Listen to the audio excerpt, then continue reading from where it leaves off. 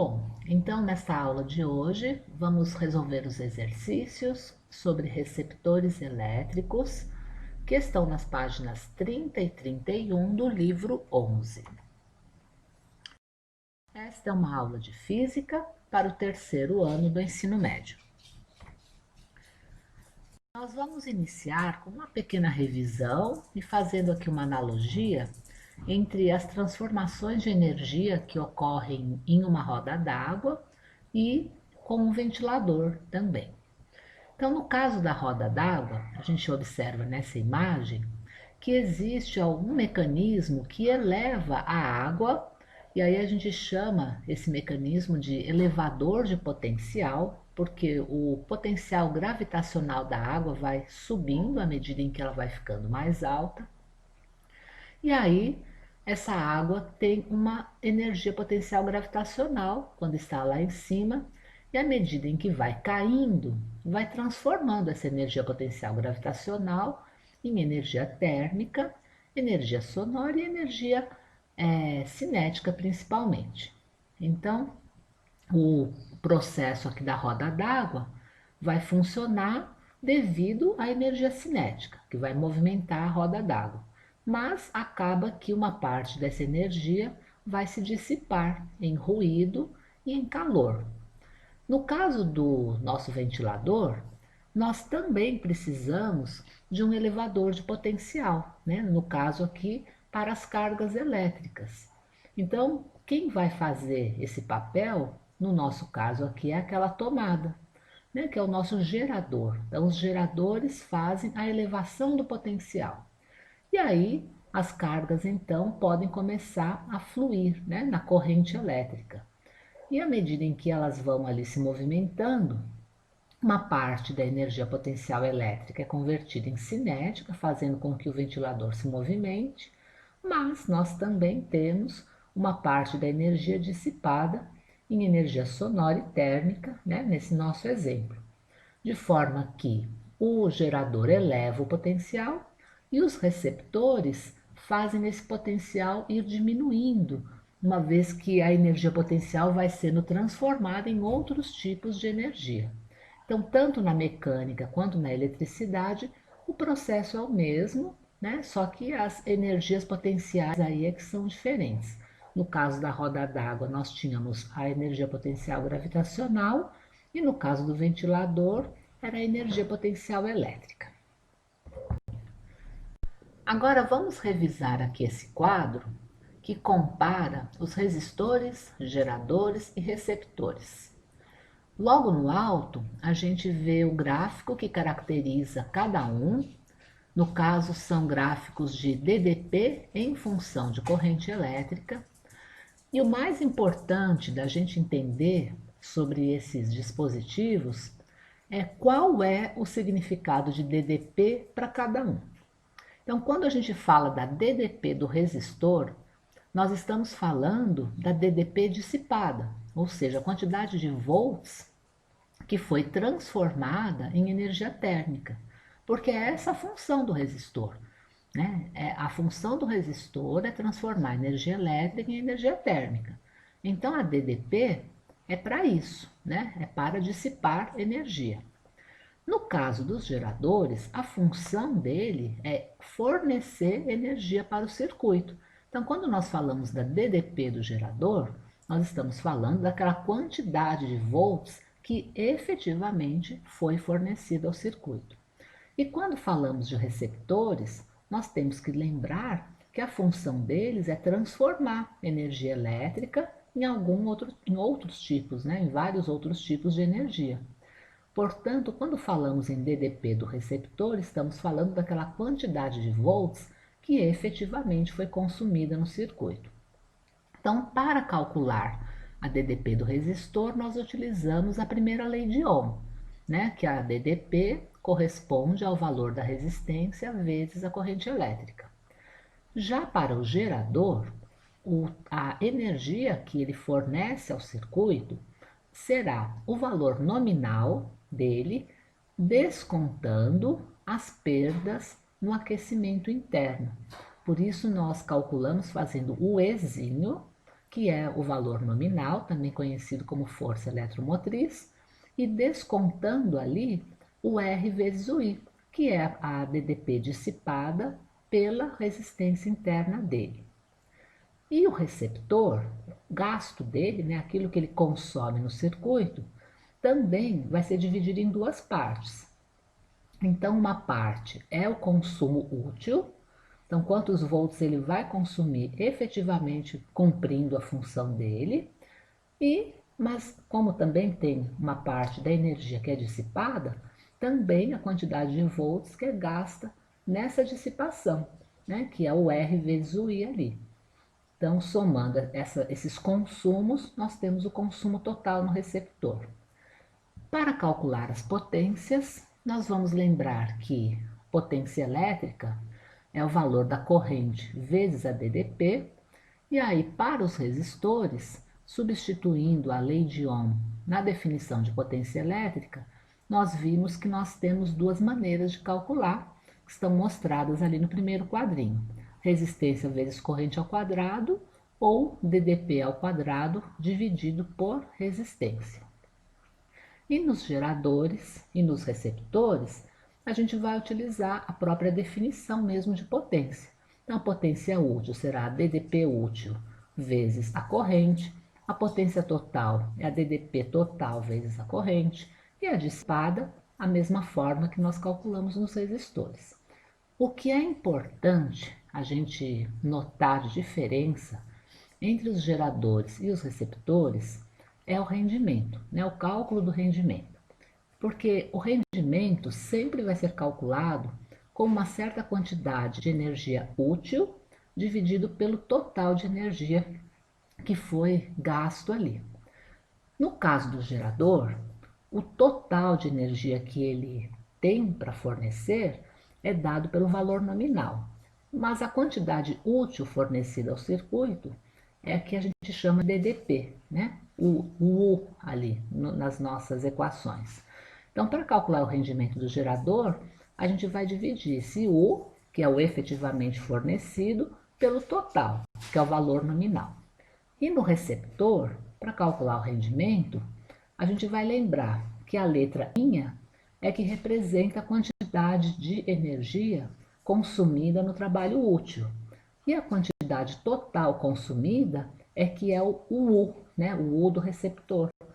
Então, aí o jeito de calcular o rendimento será dividindo o E' pelo U. Então, a gente vai agora para os exercícios. Na página 30, ele vai justamente colocar uma comparação de gráficos e diz que eles representam, então, as curvas características de três elementos de um circuito elétrico. E aí a gente vai precisar descobrir qual é cada um. Então, a gente vê o primeiro gráfico, que a diferença de potencial vai aumentando em função da corrente elétrica. No terceiro gráfico também. A diferença é que no terceiro gráfico, para a corrente igual a zero, nós temos a DDP também igual a zero. E no primeiro não, né? Ela sai de um valor ali inicial quando a corrente é igual a zero. E esse comportamento a gente vai observar nos receptores. Né? O gráfico 1 ele mostra exatamente o que acontece com o receptor. Quando a corrente é igual a zero, o valor de consumo dele é só aquele valor que seria para o trabalho útil. Mas à medida em que a corrente aumenta, ele começa a consumir também a parte de conversão de energia térmica, né? Então ele começa a dissipar energia além daquela que ele já utiliza para o trabalho útil. Então, o primeiro gráfico tem o comportamento de um receptor, enquanto que o último é o do resistor, porque o resistor ele só vai dissipar energia enquanto tiver a corrente elétrica passando por ele. E se não tiver nenhuma corrente elétrica, ele não dissipa nada. Então a DDP será zero. E o gráfico do meio já corresponde ao comportamento de um gerador, cuja DDP útil, né, que é o U, vai diminuindo à medida em que a corrente aumenta, porque à medida em que a corrente aumenta, a DDP dissipada vai crescendo muito e chega até um momento em que a gente não tem mais DDP útil, né? Se a corrente for muito alta, a gente vai ter apenas dissipação de energia. E aí a DDP útil vai ser zero. E aquele valor de corrente máxima corresponde à corrente de curto-circuito. Então, o segundo ali é um gerador e, portanto, a letra C é que corresponde ao, né, a resposta correta. Agora, para os exercícios 2 a 7, nós vamos utilizar esse esquema. E ele mostra aqui um gerador que tem um valor nominal de 12 volts e uma resistência interna de meio ohm. Aqui embaixo temos um receptor que tem gasto com trabalho útil de 6 volts e resistência interna também de meio ohm. E temos um resistor, cuja resistência é 2 ohms. Circulando aqui no nosso circuito, nós temos uma corrente elétrica de 2 amperes. Então, com essas informações, nós vamos responder as próximas perguntas. No primeiro exercício, ele quer saber as potências total, dissipada e útil para o receptor real.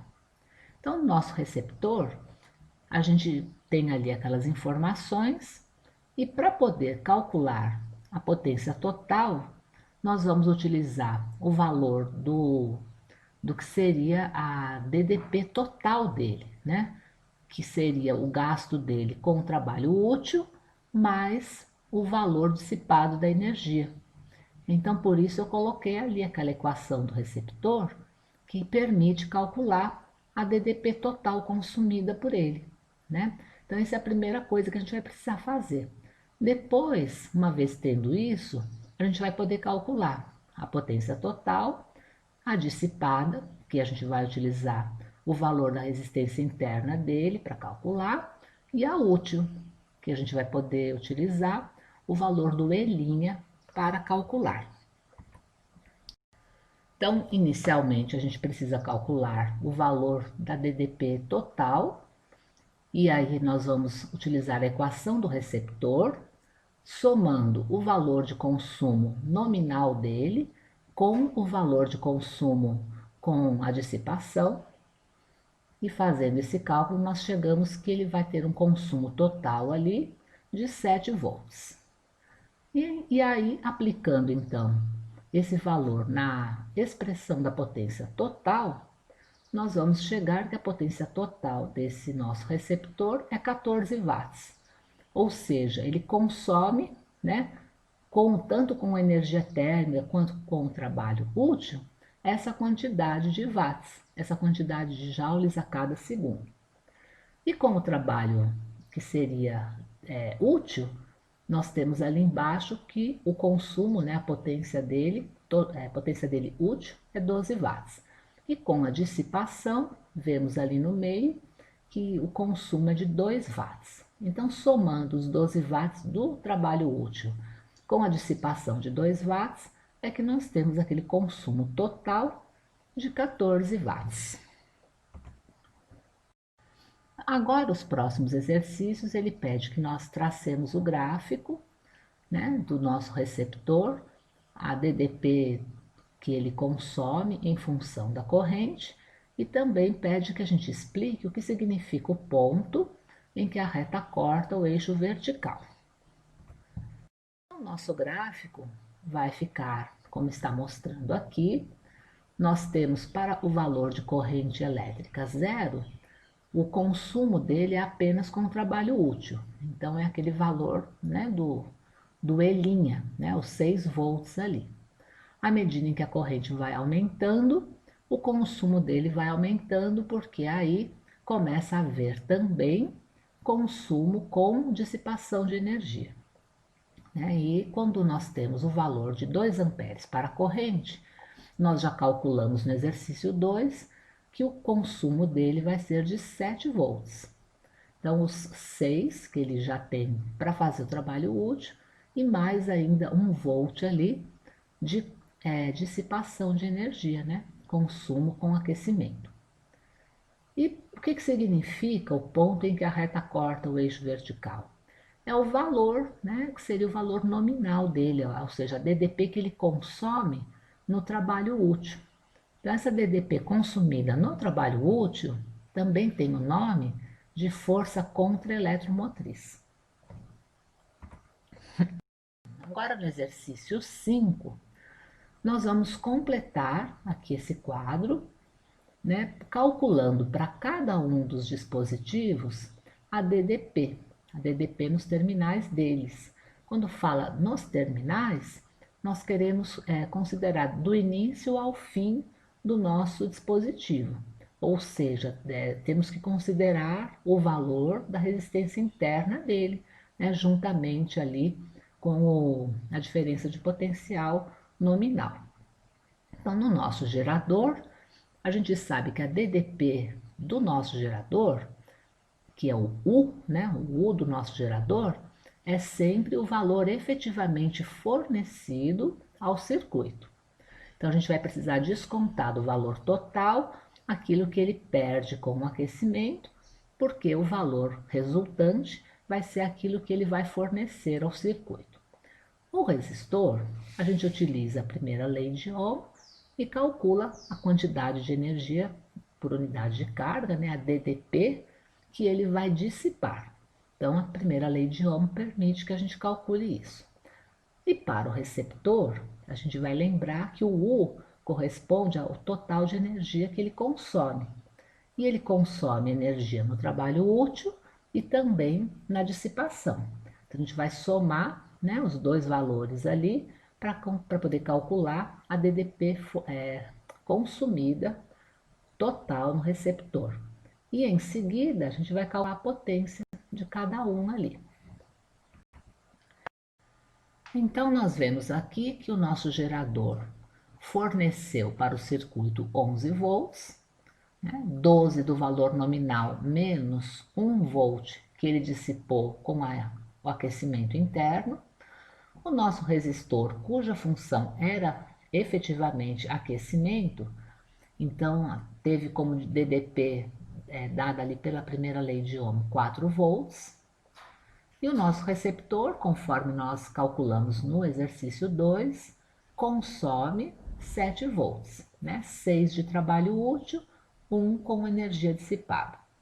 E vemos então que desses 11 volts que o gerador gerou, né, forneceu 11 volts para o circuito, 4 foram para o resistor e 7 foram consumidos no receptor. Bom, a potência útil do nosso gerador, para a gente obter, nós precisamos multiplicar a DDP real dele ali, né, que ele fornece para o circuito, que são os 11 volts, pela corrente elétrica.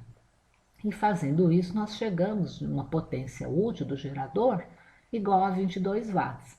Dessa quantidade de energia por unidade de tempo, né, joules por segundo, que ele está fornecendo para o circuito. Desses 22 watts, a gente vê que o nosso resistor vai dissipar 8 watts. Fazendo ali o cálculo, né, de potência dissipada no resistor, a gente chega nesse valor de 8 watts. E a potência que o nosso receptor irá consumir, tanto no trabalho útil quanto na dissipação, vai ser de 14 watts. De forma que dos 22 watts que o gerador fornece ao circuito, 8 são dissipados no resistor e 14 são consumidos no receptor. É exatamente isso que eu acabei de dizer que está sendo perguntado nos exercícios 6 e 7. Então, a soma, né, das DDPs que são consumidas no resistor e no receptor corresponde àquilo que o gerador fornece, né? Então, o 4 mais o 7 corresponde aos 11 volts fornecidos pelo gerador. E assim também com a potência, né? A potência dissipada no resistor somada à potência consumida no receptor vai dar o total de potência que o gerador forneceu.